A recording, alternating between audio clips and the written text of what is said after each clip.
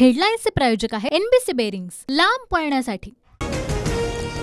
मोदींची उद्धव ठाकरेंवर जहरी टीका। मोदींकडून उद्धव ठाकरेंचा नकली संतान उल्लेख। तर बेअकली माणूस मला नकली म्हणतो, उद्धव ठाकरे संतापले। मोदींकडून नेहमीच बाळासाहेब ठाकरेंचा आदर, मात्र उद्धव ठाकरेंचा तोल ढासळलाय। त्यांना तातडीने मानसोपचार तज्ञांची गरज। फडणवीसांचा ठाकरेंवर हल्ला बोल। नरेंद्र मोदींची टीका अयोग्य। ग्रामपंचायतीला प्रचार होतो तसा प्रचार सुरू आहे। मोदींच्या ठाकरेंवरील टीकेनंतर बच्चू कडूंचं वक्तव्य। आरोप करणाऱ्यांचा विरोधकांचा स्तर ढासळला। आम्ही कामातून उत्तर देणार। प्रियंका चतुर्वेदींच्या टीकेनंतर शिंदेंचं प्रत्युत्तर।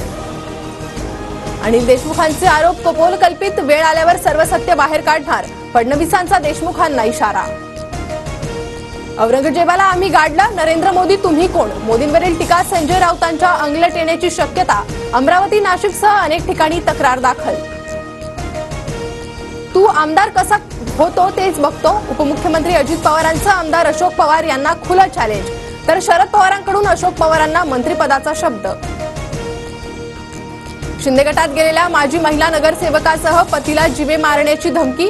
ठाकरे गटाच्या ज्येष्ठ पदाधिकाऱ्यानं धमकी दिल्याचा आरोप। मानपाडा पोलीस ठाण्यात गुन्हा दाखल।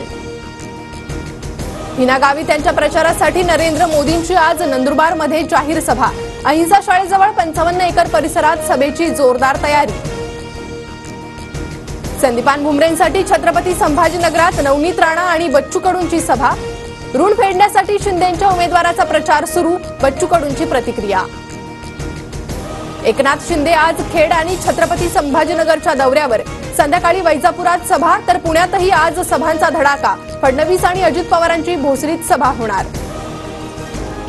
कल्याण काळे आणि खैरेंसाठी उद्धव ठाकरेंची जालना आणि छत्रपती संभाजीनगरमध्ये सभा, तर धंगेकरांसाठी शरद पवारांची पुण्यातील वडगाव शेरीमध्ये सभा होणार। महायुतीचे उमेदवार मुरलीधर मोहोळ यांच्यासाठी आज राज ठाकरेंची सभा। अलका टॉकीज चौकात सायंकाळी 6 वाजता सभेचं आयोजन। नरेंद्र दाभोलकर हत्या प्रकरणात सीबीआय आणि बचाव पक्षाचा अंतिम युक्तिवाद पूर्ण। पुणे सत्र न्यायालय आज निकाल देणार। महानंदचे एनडीडीबीकडे हस्तांतरण। राज्य सरकार मदर डेअरीला 253 कोटींचं अर्थसहाय्यही करणार। जागतिक कुस्ती संघटनेकडून बजरंग पुनिया निलंबित। उत्तेजक चाचणीस नकार दिल्यामुळे कारवाई। आई तुळजाभवानी मंदिरातील 8 कोटींच्या अपहार प्रकरणी गुन्हा नोंद करा। औरंगाबाद खंडपीठाचे आदेश। 10वीच्या परीक्षा शुल्कात वाढ करण्याचा राज्य मंडळाचा निर्णय। जुलै आणि ऑगस्टमध्ये होणाऱ्या पुरवणी परीक्षेपासून नवी शुल्क आकारणी।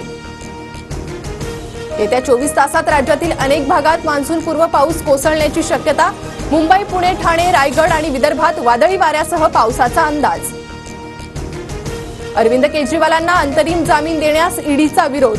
निवडणूक होईपर्यंत केजरीवालांना अंतरिम जामीन देण्याबाबत आज सुनावणी होणार।